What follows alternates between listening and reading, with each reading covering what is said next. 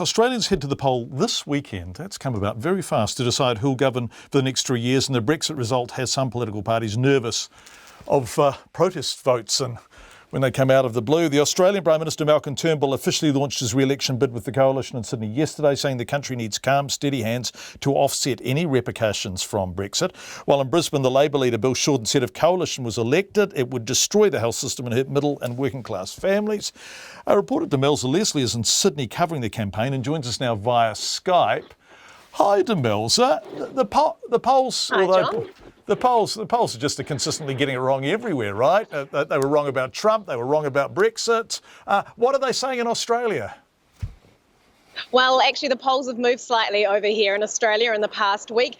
It had the coalition, which is, the current governing government, on 51%. They've just pulled slightly ahead of a Labor government on 49%. But up until last week, they were neck and neck this entire, what has been a 7-week campaign already. And obviously, this is 5 days out from their federal election. So, I'd imagine that the Liberals would be pretty happy there's been a little bit of movement. And I'm not sure if you can blame that on Brexit or not, but they are getting slightly nervous here about the fact that, there are people that come out and do a protest vote and, they're nervous that this might happen here.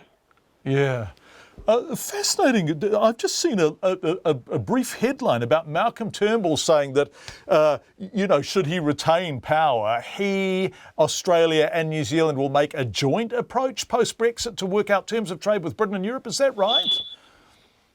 Yes, Malcolm Turnbull has said that today, and our Prime Minister John Key has confirmed that. They spoke on the phone this morning and talked about where they could find some common grounds, common causes to work together.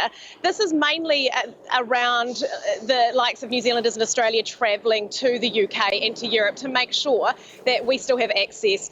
John Key's drawing the line on any common grounds or any, sorry about that, very noisy bus in the background there, any linking together and working on trade agreements, because I think as far as he's concerned, New Zealand wants to deal with its own free trade agreement with either the UK and also Europe.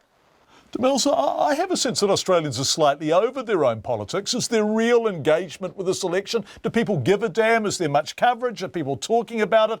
Is the turnout expected to be high?